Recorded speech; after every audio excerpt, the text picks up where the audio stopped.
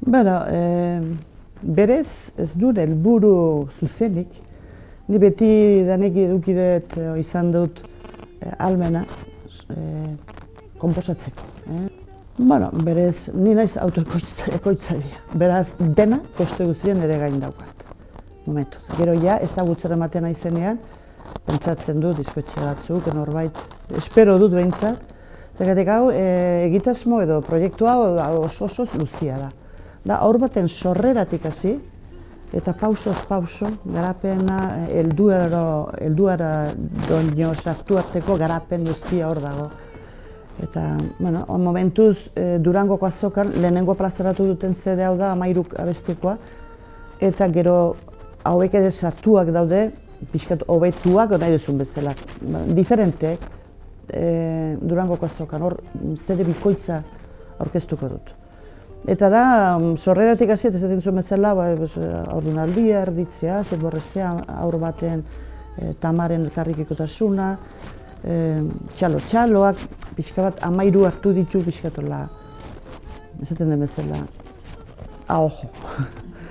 Bai, bueno, nik esan dizut bezala nahiko sorrera daukat melodientzat eta letrantzat ere bai.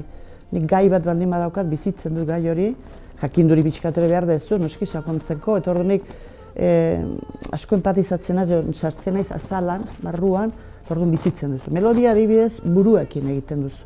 Bino letra guztiak, gainera umientzat, erabientzat zuzendutakoa, sentimentu handiakin, orduan bihotzak eta nire buruak ekartzen dire eta hor islatzen da nire desio nahi. Ama naiz, amatxi naiz, inguruan ere aurrakin asko erabiliko persona naiz, eta orduan aurrak beti maite mindute hor naiz, beti umian inguruan, eta ama naizenetik, eta lagunak, eta ilobak, eta bilobak, eta aur bat zer den badaki gure esperientzia, gure hor oinarritzen naiz, nire esperientziak, hori neukegina da. Neukegina da, nire sortzen zait, batzuk galdetzen solfeo, solfeorik ez da behar, hori da ignorantzi puntua, solfeorik ez da behar konposatzeko. Ni kanto munduan eta musikari handiekin hor nago sartuta eta solfeo daukatenak ez dute kapazik egiteko. Ez da solfeo hori behar, solfeo daukaguna, ez asko, niontako ez bate balio izan, eta daukagu partiturak irakurtzeko, kantatzeko momentuan, eta hortarako ere ez askorek. Eta egile esan hori sormena da. Ni kalean baldin manago edo gogoean berdin zait, momentu bati bestera inspirazio etortzen zait, egila da oraindik jaio gabeko melodia dela eta hori grabatu behar dut, bestela eskuten da. Berez, konposatzea ez da horren, dauka, beria, noski, baina konposatzea segun ze egun dezun, ze momentu dezun, inspiratzen zera, hori izin dut esan kanta bakoitzak zema kosta zaidan. Baina lana osoa 9 urte. Nire asmoa da ezagutzera ematea, ni eta nire lana. Eta aprobetxagarria izatea arlo guzietan. Hori da, orduan esaten dut bezala, lehenengo pauso txikiak ematen nahi naiz, baina pauso nahi dut txikot zabaldu eta ezagutzera eman, eta hori da nire helburua da aprobetxagarria izan dela. Errebindikatu nahi nituke bi gauza. Bat da, 121 zerga, IVA ordaintzen ari naizela, eta nik esaten dut nerez, eta nik bezala besteak. Kultura, ezitasuna aurrentza, nerabentzat ari naizen lan bat.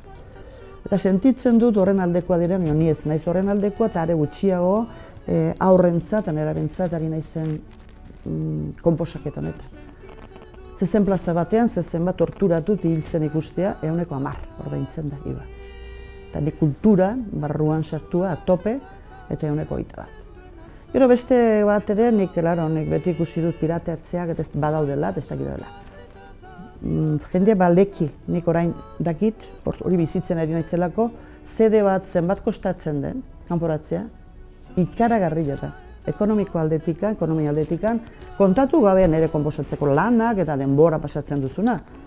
Hori ze kostea daukan, kontzientzia pixkat berpiztuko litzake eta hasiko litzake beste formatar eta behar bat ez litzake beste pirateatuko edo jetxiko digoko, medio. gizaki guztien azul.